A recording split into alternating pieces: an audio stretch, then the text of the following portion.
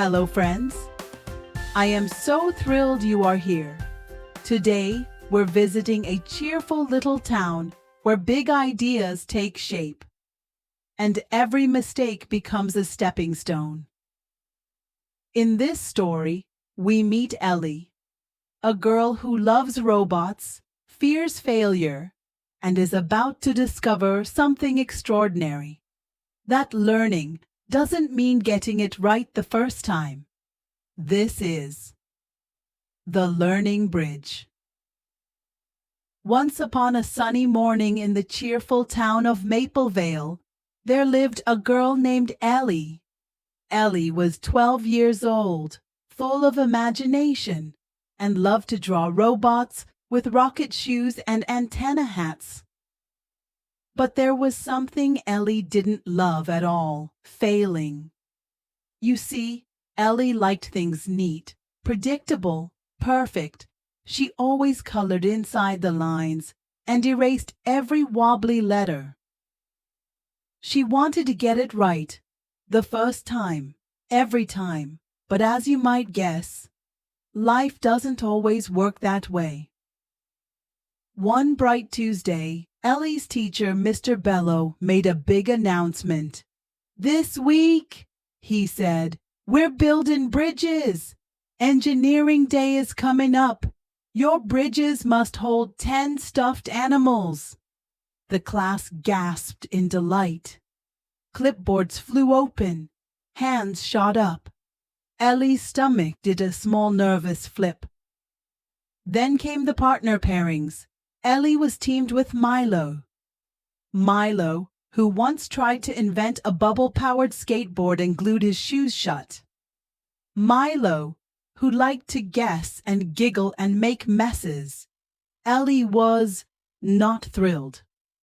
That afternoon, the classroom buzzed like a busy beehive. Popsicle sticks, glue bottles, string, and rulers everywhere. Ellie showed Milo her plan. Straight lines, labeled supports, very exact. Milo beamed and waved his own sketch. It was zigzaggy, a bit wild, shaped like lightning.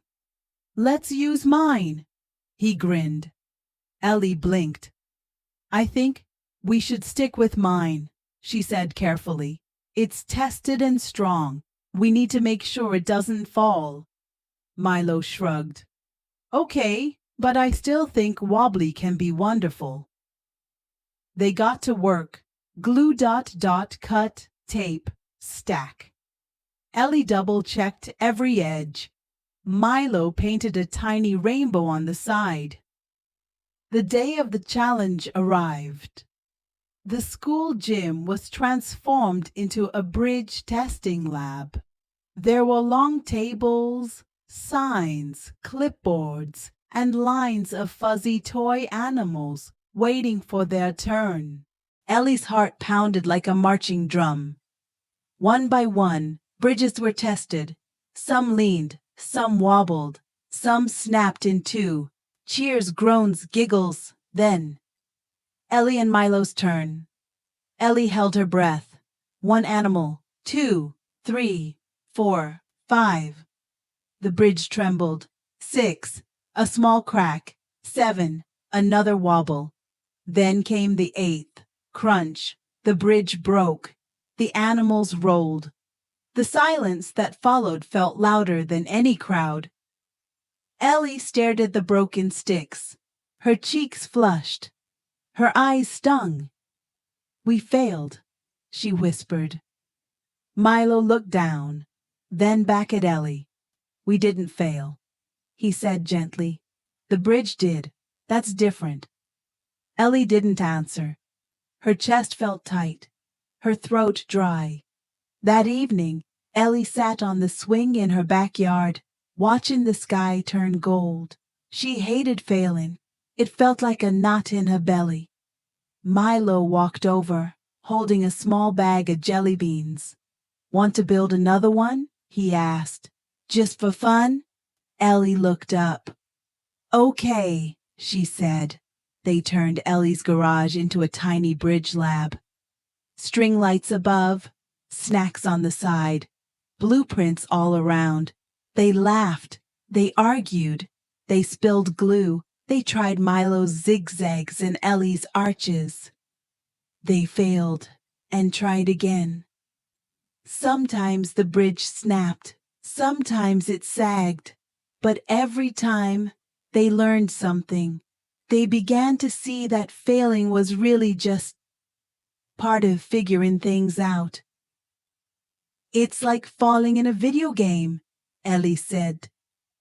You just get back up and try the next level. They giggled and fist bumped over wobbly blueprints.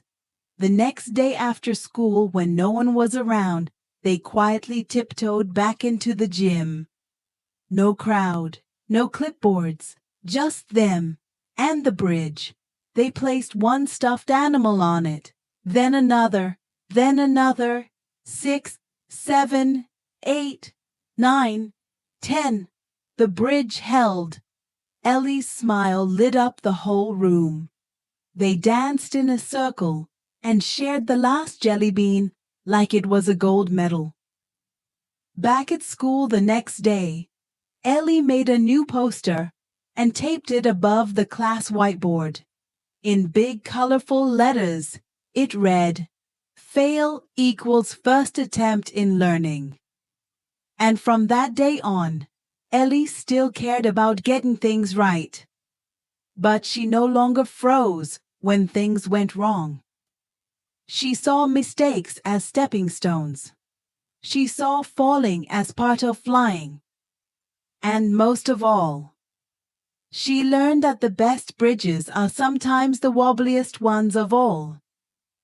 Ellie's story reminds us all that the strongest things we build aren't always made of glue and sticks, but of patience, courage, and trying again.